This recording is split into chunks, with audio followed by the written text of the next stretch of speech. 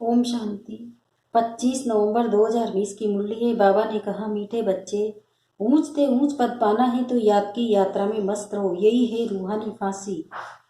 बुद्धि अपने घर में लटकी रहे। प्रश्न है, जिनकी बुद्धि में ज्ञान की धारणा नहीं होती है उनकी निशानी क्या होगी? उत्तर, वो छोटी छोटी बातों में नाराज होते रहेंगे। जिसकी बुद्धि में जितना ज्ञान धारण होगा उतनी उसे खुशी रहेगी। बुद्धि में अगर ये ज्ञान रहे कि अभी दुनिया को नीचे जाना ही है, इसमें नुकसान ही होना है, तो कभी रंज नहीं होंगे, सदा खुशी में रहेगी। ओम शांति। मीठे मीठे रूहानी बच्चों प्रति रूहानी बाप बेट समझाते हैं। बच्चे समझते हैं ऊंच से ऊंच भगवान कहा जाता है। आत्मा का बुद्धि योग घर की तरफ जाना चाहिए, परंतु ऐसा एक भी मनुष्य दुनिया में नहीं है जिसको ये बुद्धि में आता हो। सन्यासी लोग भी ब्रह्मा को घर नहीं समझते। वो तो कहते हैं हम ब्रह्म में लीन हो जाएंगे, तो घर थोड़े ही हुआ, घर में ठहरना होता है। तुम बच्चों की बुद्धि वहां रहनी चाहिए।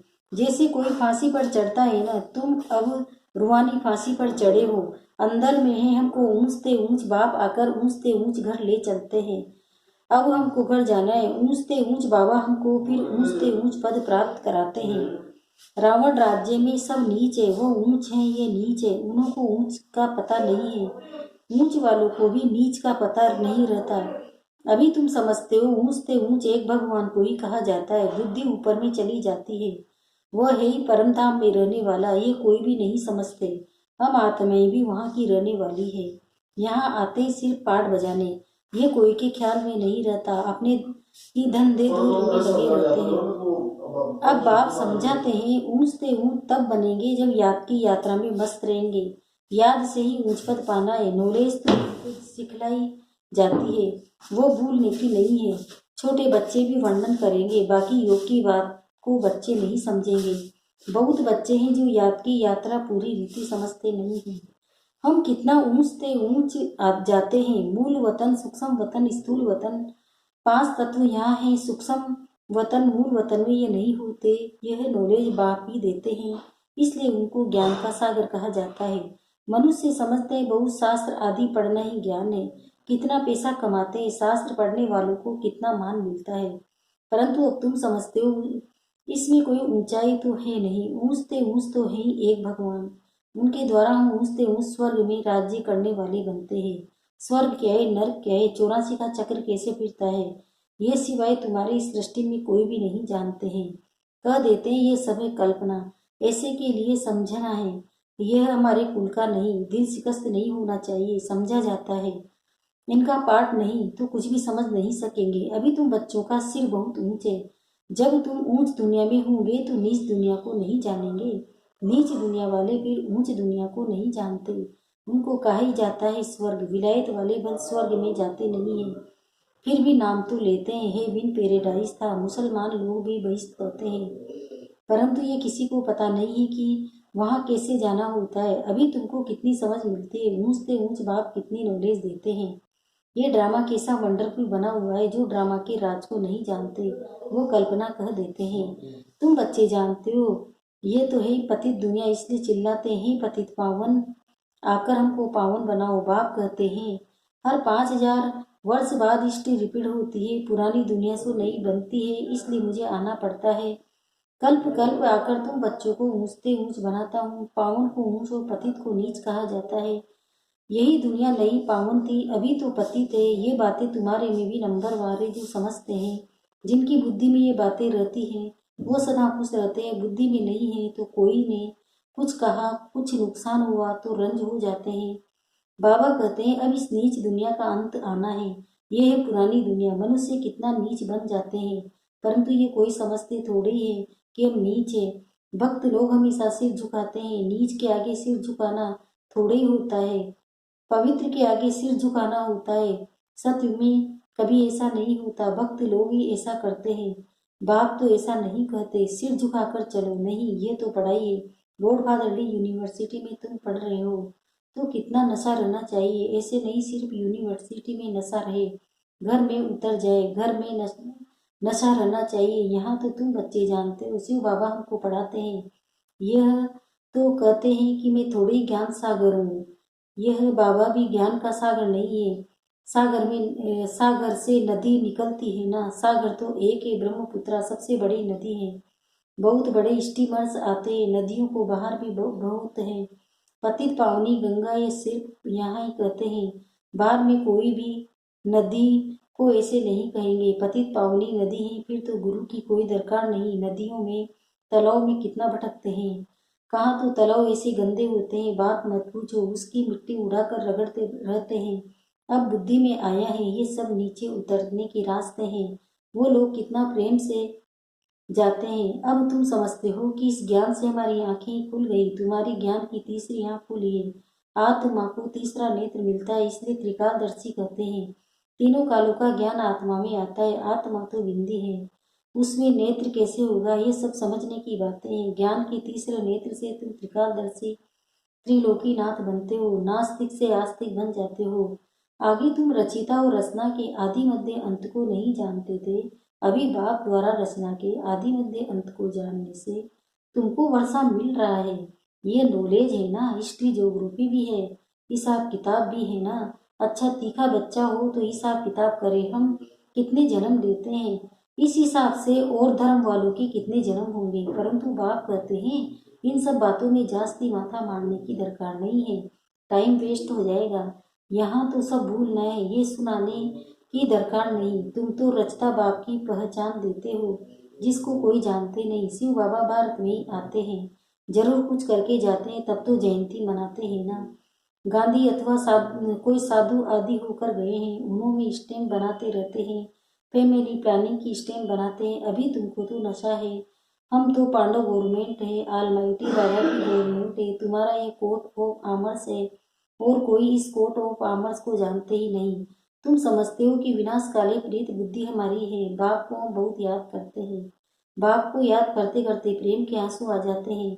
बाबा आप हमें आधा कल्प के लिए सब दुखों से दूर करते हो, और कोई गुरु व मित्र संबंधी आदि किसी को भी याद करने की दरकार नहीं।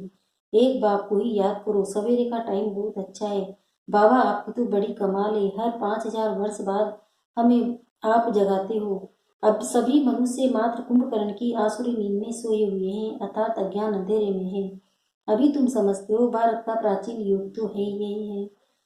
बाकी जो भी इतने हठ योग आदि सिखलाते हैं वो सभी हैं एक्सरसाइज, शरीर को तंदुरुस्त रखने के लिए। अभी तुम्हारी बुद्धि में सारा ज्ञान है तो खुशी रहती है। यहाँ आते हो, समझते हो, बाबा रिफ्रेश करते हैं। कोई तो यहाँ रिफ्रेश हो बाहर निकलते हैं, वह नशा खलास हो जाता है। नंबर वार तो है ना। बाबा समझाते हैं पतित दुनिया, बुलाते भी हैं पतित पावन आओ, परंतु अपने को पति समझते थोड़े, इसलिए पाप धोने जाते हैं, लेकिन शरीर को थोड़े ही पाप लगता है। बाप तो आकर तुम्हें पावन बनाते हैं और कहते हैं मामेकम याद करो तो तुम्हारे विकर्म विनाश होंगे। ये ज्ञान अभी तुमको मिला है। भारत स्वर्ग था, अभी नरक है। तुम बच्चे तो अभी संगम पर हो, कोई विकार में गिरते हैं तो फेल होते हैं, तो जैसे नर्क में जाकर गिर पड़ते हैं, 5 मंजिल से गिर पड़ते हैं, फिर 100 गुना दंड खानी पड़ती है। तो बाप समझाते हैं कि भारत कितना ऊंच था, अब कितना नीच है। अब तुम कितना समझदार बनते हो, मनुष्य तो कितने बेसमझ है। बाबा तुमको ये कितना नशा चढ़ाते हैं, फिर बाहर निकलने से नशा कम हो जाता है, खुशी उड़ जाती है। स्टूडेंट कोई बड़ा इम्तिहान पास करते हैं तो कभी नशा कम होता है क्या? पढ़कर पास होते हैं तो क्या क्या बन जाते हैं। अभी देखो दुनिया का क्या हाल है। तुमको ऊँचते ऊँच बाप आकर पढ़ाते हैं, सो भी निराकार, तुम आत्माएं भी निराकार हो, यहाँ पाठ बजाने आई हो। ये ड्रामा का राज बाप ही आकर समझाते हैं। इस सृष्टि चक्र को ड्रामा भी कहा जाता है। उस नाटक में कोई बीमार पड़ते हैं तो निकल जाते हैं, ये है भेद का नाटक।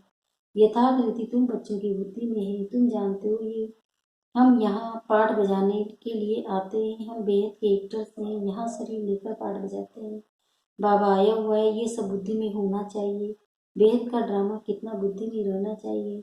बेहद विश्व की बादशाही मिलती है तो उसके लिए पुरुषार्थ भी ऐसा अच्छा रहना चाहिए।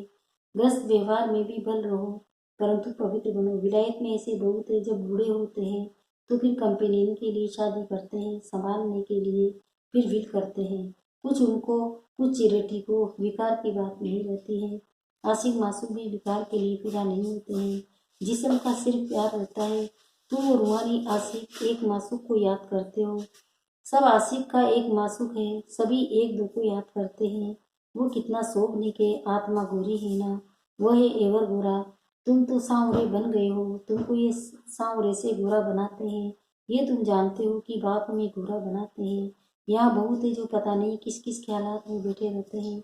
स्कूल में ऐसे होता है, बैठे बैठे कहाँ बुद्धि बाइस्कोप तरफ, दोस्तों आदि तरफ चली जाती है। सत्संग में भी ऐसे होता है, यहाँ भी ऐसे हैं। बुद्धि में नहीं बैठता तो नशा भी नहीं चढ़ता, दाढ़ नहीं होती है जो औरों को कराए। बहुत बच्चे आते हैं जिनकी दिल होती है सर्विस में कहाँ लग जाए, परंतु छोटे छोटे बच्चे हैं।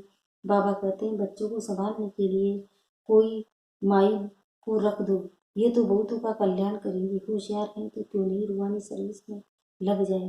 5-6 बच्चों को संभालने के लिए कोई माई रख दो। इन माताओं की अब बारी है ना। नशा बहुत रहना चाहिए, आगे होगा पुरुषार्थ। देखेंगे कि हमारी स्त्री ने तो सन्यासियों को भी जीत लिया। ये माताएं लौकिक पारलौकिक का नाम बाला करके दिखाएंगी। अच्छा, मीठे मीठे सिकिंदे बच्चों प्रति माता पिता बाप दादा का याद प्यार और गुड मॉर्निंग। रूहानी बाप की रूहानी बच्चों को नमस्ते। हम रूहानी बच्चों की भी रूहानी माता पिता बाप दादा को याद प्यार गुड मॉर्निंग। नमस्ते नमस्ते नमस्ते। शुक्रिया बाबा, शुक्रिया आपका पद्मा पदम, शुक्रिया। धारणा के लिए मुख्य सारे फैलाए। तुम्हें बुद्धि से सब कुछ भूलना है। जिन बातों में टाइम वेस्ट होता है वह सुनने सुनाने की दरकार नहीं है। दूसरा है, पढ़ाई के समय बुद्धि योग एक बाप से लगा रहे, कहाँ भी बुद्धि भटकनी नहीं चाहिए। निराकार बाप हमें पढ़ा रहे, इसी नशे में रहना है। वरदान, बेहद की स्थिति में स्थित रह, सेवा के लगाव से न्यारे और प्यारे विश्व सेवाधारी भव। विश्व सेवाधारी अर्थात बेहद की स्थिति में स्थित रहने वाले ऐसे सेवाधारी सेवा करते हुए भी न्यारे और सदा बाप के प्यारे रहते हैं।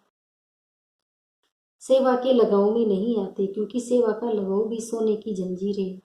यह बंधन बेहद से हद में ले आता है। इसलिए देह की स्मृति से, ईश्वरीय संबंध से, सेवा के साधनों से लगाव से न्यारे और बाप के प्यारे बनो तो विश्व सेवाधारी का वरदान प्राप्त हो जाएगा और सदा सफलता मिलती रहेगी। स्लोगन, व्यर्थ संकल्पों को 1 सेकंड में स्टॉप करने की रिहर्सल करो तो शक्तिशाली बन जाएंगे। ओम